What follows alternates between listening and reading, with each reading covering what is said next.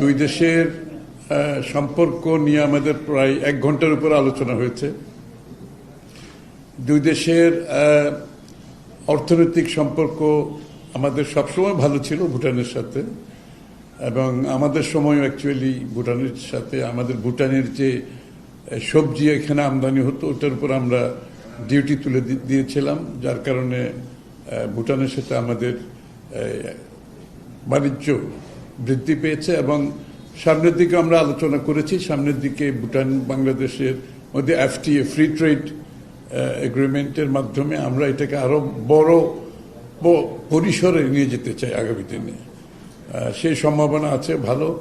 ভুটান থেকে ওনারা প্রস্তাব করেছেন আগামী দিনে হাইড্রো ইলেকট্রিক পাওয়ার বাংলাদেশে রপ্তানি করার সুযোগ আছে, ওনারা সেদিকে নজর দেবেন। আমরাও বলেছি আমরা একসাথে কাজ করার এখানে সুযোগ আছে, কারণ ভুটানের হাইড্রো ইলেকট্রিক পাওয়ারের সক্ষমতা আছে প্রায় 30,000 মেগাওয়াটের মতো, উইচ ইজ ভেরি বিগ। এখন মাত্র 5,000 ওরা সোফার এক্সপ্লয়েট করেছে, আরো 25,000 মেগাওয়াটের সম্ভাবনা আছে। সেখান থেকে বাংলাদেশের সাথে বাংলাদেশে ভুটানের ইলেকট্রিসিটি এক্সপোর্ট করা গেছে।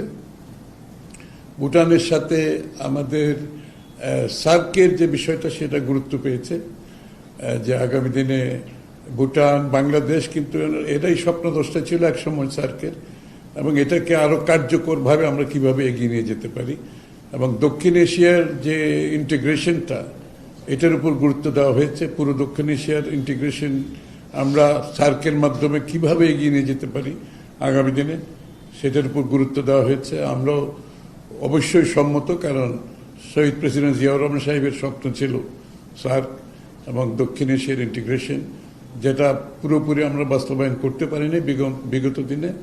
আগামীতে এটার এই সম্ভাবনাকে আমরা সবাই মিলে কাজে লাগাবো দক্ষিণ এশিয়ার ইন্টিগ্রেশনের উপরে। কি boss, vital match, tough opponent, tension? Come on bro, অপোনেন্টকে নিয়ে ভাবার সময় আছে।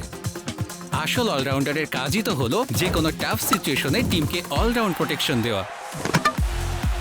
জাস্ট লাইক মাই টাইলক্স, যার অ্যান্টিব্যাকটেরিয়াল এজেন্ট টয়লেটের কোনায় কোনায় পৌঁছে 99% জীবাণু ধ্বংস করে, টয়লেটের কঠিন দাগ ও দুর্গন্ধ দূর করে টয়লেটকে রাখে ক্লিন আর সুবাসিত। টাইলক্স টয়লেট ক্লিনার, ক্লিন মানেই টাইলক্স।